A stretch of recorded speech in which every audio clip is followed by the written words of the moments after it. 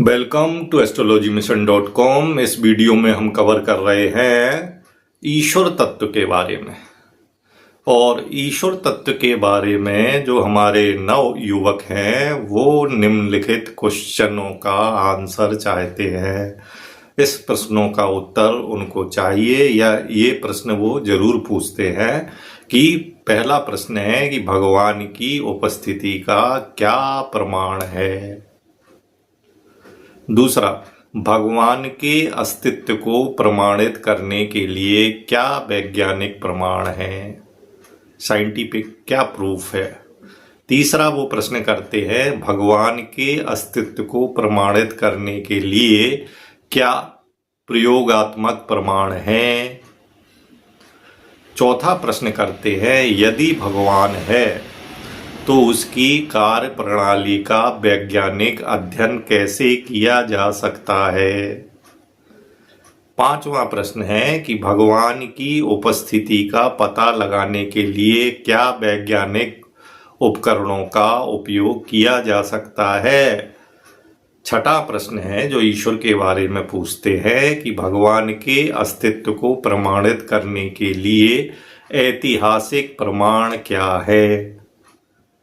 और इसी क्रम में एक अंतिम प्रश्न है यदि भगवान है तो उसकी उत्पत्ति और विकास की प्रक्रिया क्या हो सकती है। ये निम्नलिखित प्रश्न जो है नए युवकों के मन में आते हैं और इनका उत्तर वो जानना भी चाह रहे हैं। तो इस वीडियो में हम इन प्रश्नों के उत्तर लेंगे।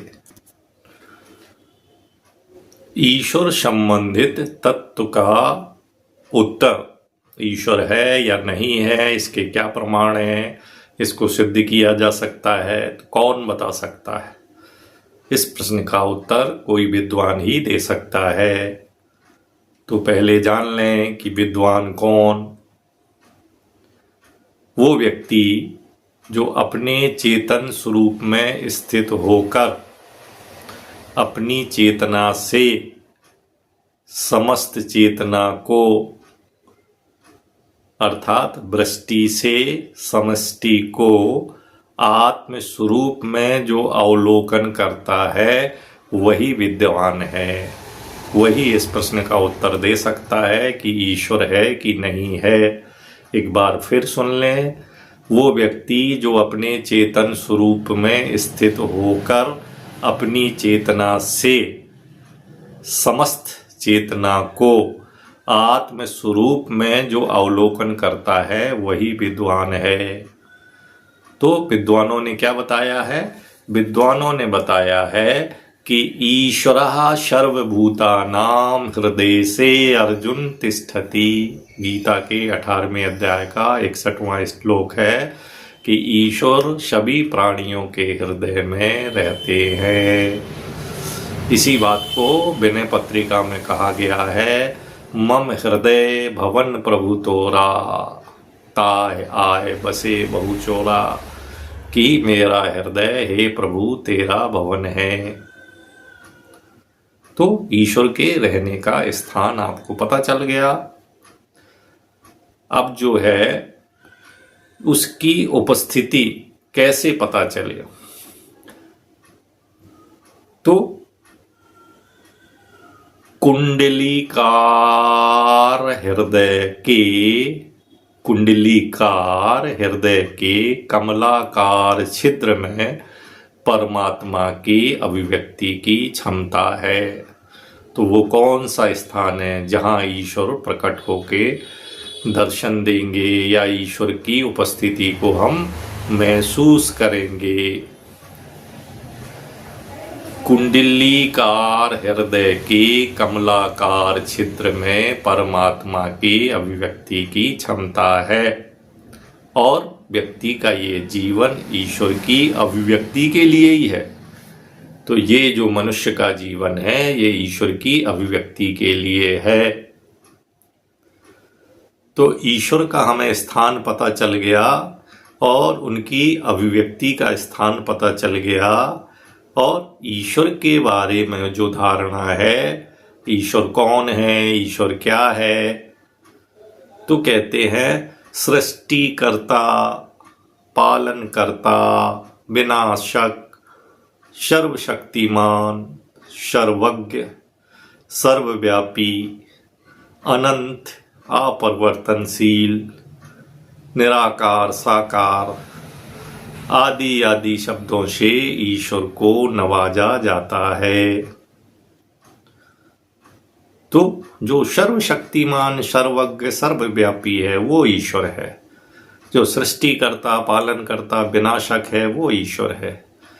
जो हमेशा है, सत है, जो अपरिवर्तनशील है और जो अनंत है, वो निराकार और साकार भी है, वो ईश्वर है। दूसरे शब्दों में आप समझें कि जीव की चाह का विषय ईश्वर है। जीव क्या चाहता है? जीव ये चाहता है कि मौत उसको छू ना सके। ऐसा ज्ञान जिसे अज्ञान छू ना सके, इस चाह को बोलते हैं सर्वज्ञता की चाह, सर्वशक्ति संपन्नता की चाह। और सर्वज्ञ और सर्वशक्तिमान को हम ईश्वर बोलते हैं। तो जीव की चाह का विषय ईश्वर है।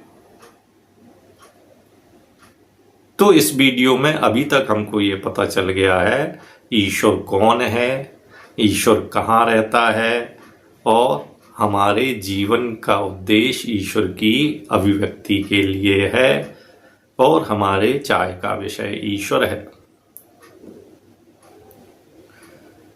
जैसे आप जानते हैं कि जो हमारा जीविका होती है, जो हमारा नौकरी, काम धंधा या आय के जो साधन होते हैं उसको हम जीविका बोलते हैं।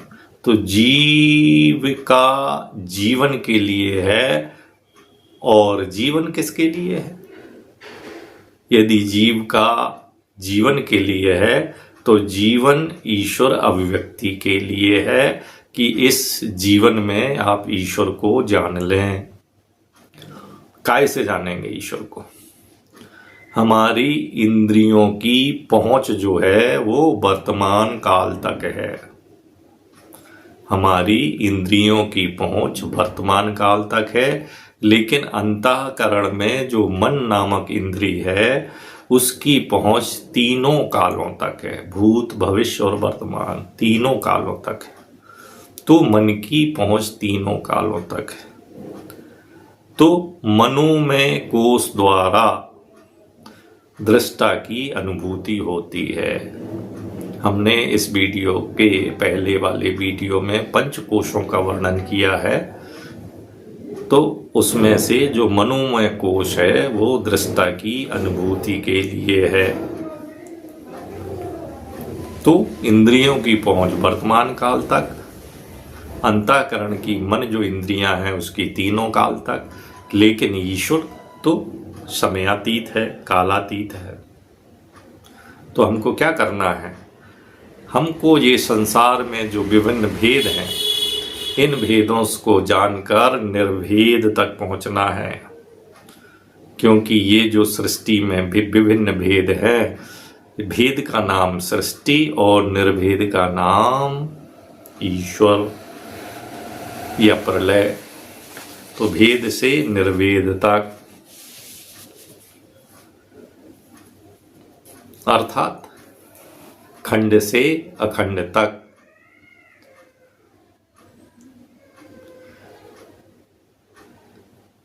चित्त से चेतना से विराट तक, अंश से संपूर्ण तक। कहा गया है जो अंश है और संपूर्ण है ये अलग अलग नहीं है, एक में है। जैसे नदी का प्रवाह और प्रवाहित नदी, एको हम द्वितीयो नास्ति। नदी का प्रवाह भी नदी है और प्रवाहित नदी तो नदी है ही।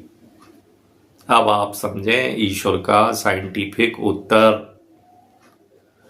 पदार्थ और ऊर्जा, प्रकृति का अवलोकन प्रकाश के माध्यम अर्थात चेतना का आलोक से करते हैं।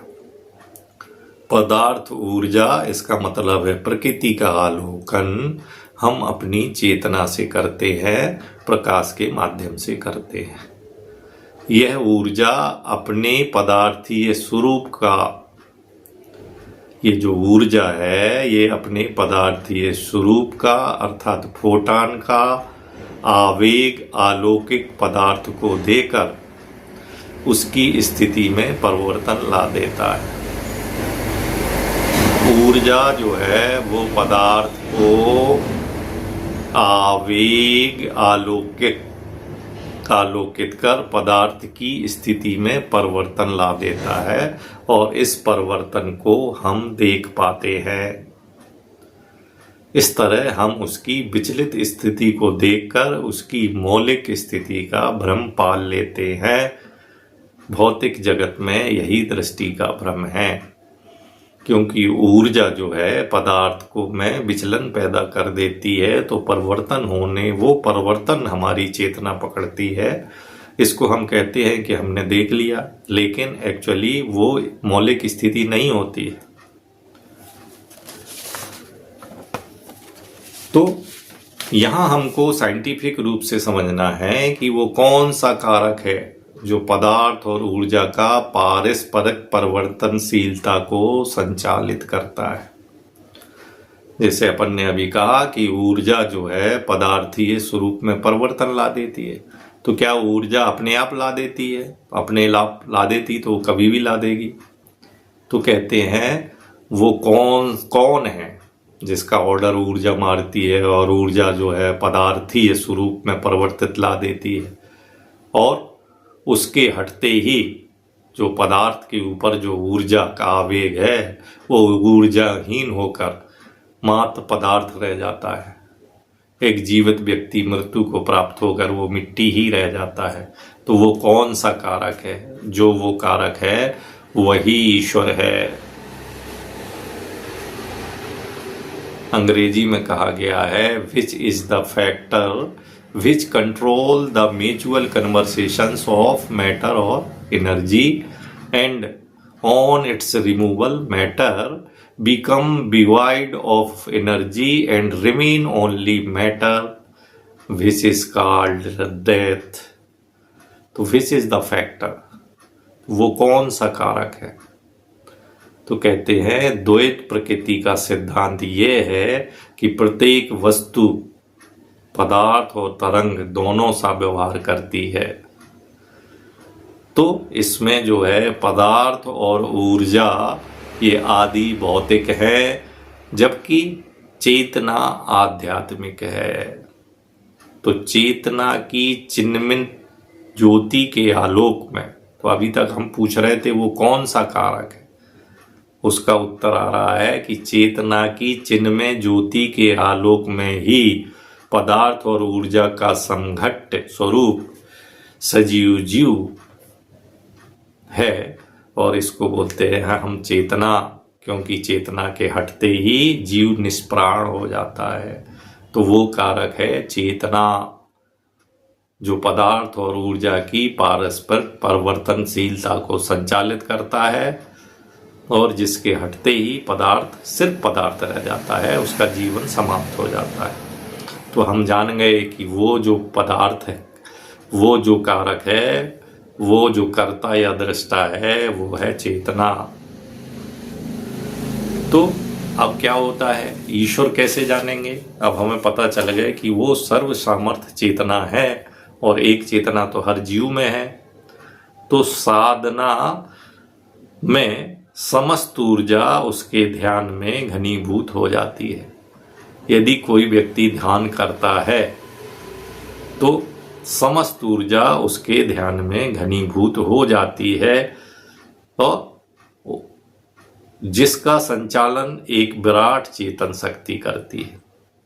तो आप एक जीवित जीव है, एक पदार्थ है, सजीव पदार्थ हैं, आपके अंदर एक चेतना है और एक ऊर्जा है। तो जब आप साधना करेंगे, ध्यान साधना करेंगे, तो आपकी समस्त ऊर्जा ध्यान के माध्यम से घनीभूत हो जाएगी, जिसका संचालन एक विराट चेतन शक्ति करती है। ये जीव चेतना जिसको हम आत्मा कहते हैं, यही स्वयंभू संपूर्ण चेतना है। तो परम चेतना अर्थात परमात्मा का शाश्वत अंश रूप स्वयं उतना ही है, परम स्वरूप है जितना स्रोत है। तो हमारी घनीभूत चेतना उस विराट स्वरूप चेतना से संबंध बना लेती है और हम उस कारक को जान जाते हैं। अब हम देखेंगे ईश्वर के प्राकृतिक प्रमाण कौन से हैं। तो पहला प्रमाण है ब्रह्मांड की संरचना। इसके जटिल नियम एकमात्र परमात्मा की उपस्थिति का प्रमाण है। दूसरा प्रमाण है जीवन की उत्पत्ति। जीवन की उत्पत्ति और उसके विविध रूप भी ईश्वर की उपस्थिति का प्रमाण है। तीसरा प्रमाण है प्राकृतिक सौंदर्य। प्राकृतिक सौंदर्य और इसके अद्भुत दृश्य भी ईश्वर की उपस्थिति का प्राकृतिक प्रमाण है। अब हम ईश्वर की उपस्थिति का आध्यात्मिक प्रमाण देखेंगे। इसका प्रमाण है आंतरिक अनुभव। आंतरिक अनुभवों में भगवान की उपस्थिति का अनुभव होता है और लोगों को हुआ है। दूसरा आध्यात्मिक प्रमाण है ध्यान और प्रार्थना। ध्यान और प्रार्थना के माध्यम से व्यक्तियों ने ईश्वर की उपस्थिति का अनुभव किया है। आप भी कर सकते हैं। तीसरा ईश्वर का प्रमाण है आध्यात्मिक प्रमाण, वो है आध्यात्मिक शांति। आध्यात्मिक शांति और संतुष्टि सिर्फ भगवान की उपस्थिति का प्रमाण देते हैं।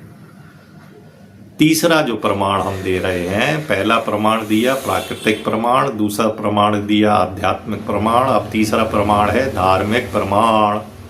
धार्मिक प्रमाण में है हमारे धार्मिक ग्रंथ। धार्मिक ग्रंथों में भगवान की उपस्थिति का वर्णन किया गया है। धार्मिक प्रमाण में दूसरा प्रमाण है अवतारवाद। विभिन्न धर्मों में अवतारवाद की धारणा है। और तीसरा जो धार्मिक प्रमाण है वो है धार्मिक अनुभव। लोगों ने धार्मिक अनुभव किए हैं। अब इसमें लोग पूछेंगे जैसे महर्षि रमण महर्षि जी ने ईश्वर की अनुभूति की है, मीराबाई ने ईश्वर की अनुभूति की है, बुद्ध महावीर ने भी ईश्वर की अनुभूति की है, शंकराचार्य जी ने ईश्वर की अनुभूति की है, मूसा ने, मोहम्मद साहब ने, ईसा मसीह ने भी ईश्वर की अनुभूति की है, कबीरदास, नानक, तुकाराम, रामकृष्ण परमहंस, स्वामी विवेकानंद, महर्षि अरविंद, आनंदमयी माँ, निसर्गदत्त महाराज, इन सभी ने भगवान की अनुभूति की है। विज्ञान अनुभवजन साक्ष्यों और प्रयोगों पर आधारित होता है, जबकि धर्म आस्था और विश्वास पर चलता है।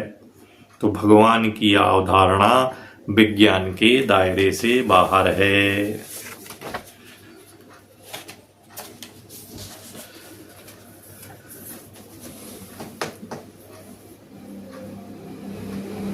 ध्यान और प्रार्थना के प्रभावों का अध्ययन करके हम तनाव कम कर सकते हैं और मानसिक स्वास्थ्य में सुधार कर सकते हैं। हम चेतना और आत्मा का अध्ययन करके भी ये सब कर सकते हैं। ब्रह्मांड की उत्पत्ति और संरचना, वैज्ञानिक अनुसंधानों में ब्रह्मांड की उत्पत्ति और संरचना का अध्ययन किया गया है। बिग बैंग थ्योरी और कॉस्मोलॉजी, फाइन ट्यूनिंग आर्ग्यूमेटर, ब्रह्मांड के नियम और स्थिरांक इतने सटीक हैं कि जीवन उत्पत्ति संभव हो सका। ये किससे हो सका? ये हो सका ब्रह्मांड की उत्पत्ति और संरचना का अध्ययन करके। न्यूरो साइंस और चेतना का अध्ययन, चेतना और आत्मा की अवधारणा को समझने की कोशिश क्वांटम फिजिक्स और ब्रह्मांड की उत्पत्ति और संरचना को समझ के भी किया जा सकता है। इसमें एक चीज और है कि जिन वस्तुओं की प्रतीति होती है, जो हमें दिखाई देती हैं या हमको मालूम चलती हैं, उसका कारण है उसका धार्मिक विचार। देखिए, निरंतर परिवर्तन ही किसी चीज की वास्तविकता का या अस्तित्व का कारण है। आप देखते हैं, आप जिसको देख रहे हैं वो पदार्थ लगातार क्षय होता जा रहा है, पुराना होता जा रहा है। जो 1 सेकंड पहले जितना था 2 सेकंड बाद उससे पुराना हो गया। जो देखने वाला दृष्टा की आंख है वो 1 सेकंड पहले जितनी नई थी 2 सेकंड बाद जो है उतनी पुरानी हो गई। तो हमारी आंख में और हमारे पदार्थ में दृष्टा और दृश्य जो आम व्यक्ति है, इन दोनों में लगातार परिवर्तन हो रहा है। तो निरंतर परिवर्तन ही किसी चीज की वास्तविकता या अस्तित्व का कारण है। अतः परिवर्तन ही हमें किसी चीज के अस्तित्व को अनुभव कराता है। यदि परिवर्तन नहीं होगा तो हमें अनुभव नहीं होगा। इसका वैज्ञानिक विचार देखिए, विकास और परिवर्तन प्रकृति का नियम है और यह परिवर्तन ही जीवन के अस्तित्व का कारण है। तो वैज्ञानिक विचार में भी परिवर्तन को स्वीकार किया गया है और दार्शनिक विचार में भी परिवर्तन को स्वीकार किया गया है। सामाजिक विचार देख लें, समाज हमेशा बदलता रहता है। यह परिवर्तन सामाजिक प्रगति का कारण है। सतत परिवर्तन ही प्रतीति का कारण है। परिवर्तन एक आवश्यक और निरंतर प्रक्रिया है। तो दार्शनिक विचार में परिवर्तन को स्वीकार किया गया है, वैज्ञानिक विचार में परिवर्तन को स्वीकार किया गया है, सामाजिक विचार में भी परिवर्तन को स्वीकार किया गया है कि निरंतर परिवर्तन ही किसी के अस्तित्व का कारण है। अर्थात परिवर्तन एक सच्चाई है, स्वीकार करने के उपरांत ही अधिकाधिक प्रगति की दिशा में अग्रसर हो पाना संभव है। आज पृथ्वी वनस्पतियों से सज्जित और आबाद है, लेकिन पहले क्या थी? पहले तो धधकता हुआ आग का गोला थी।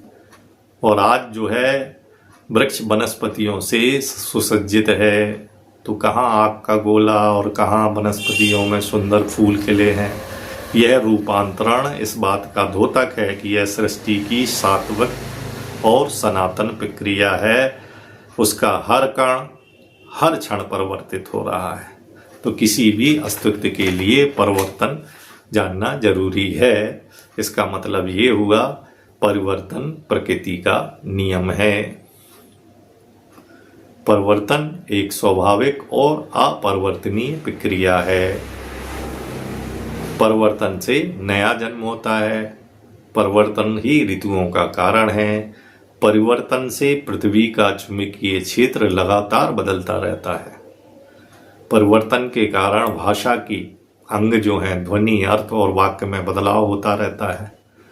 परिवर्तन के कारण हमारी सोच और विचार भी बदलते रहते हैं। तो अब लोग प्रश्न तो ये था कि क्या परमात्मा है, क्या प्रमाण है, या हम प्रकृति की जैसे परमात्मा को देख सकते हैं? तो कहते हैं परमात्मा अथवा ब्रह्म में कोई बदलाव नहीं होता। परमात्मा ने ही प्रकृति को परिवर्तन का अधिकार दिया है। परमात्मा भी जब प्रकृति के अधिकार क्षेत्र में आता है तो उसको भी प्रकृति के नियमों में बंधना पड़ता है। क्या अर्थ हुआ? अर्थ ये हुआ कि परमात्मा में तो कोई बदलाव होता नहीं है।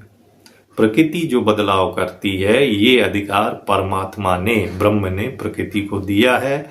यदि परमात्मा प्रकृति के अधिकार क्षेत्र में आएगा तो फिर उन नियमों का पालन उनको भी करना पड़ेगा। लेकिन परमात्मा में कोई बदलाव नहीं होता। वो सत्य है, वो शुद्ध चेतना है, वो स्थायी है। सार्वभौमिक सत्य और प्राकृतिक नियम हमेशा स्थायी है। यही कारण है कि गुरुत्वाकर्षण का नियम और ऊर्जा संरक्षण का नियम ये बिल्कुल स्थायी है। जैसे सूरज का पूर्व में निकलना और जल का बहना।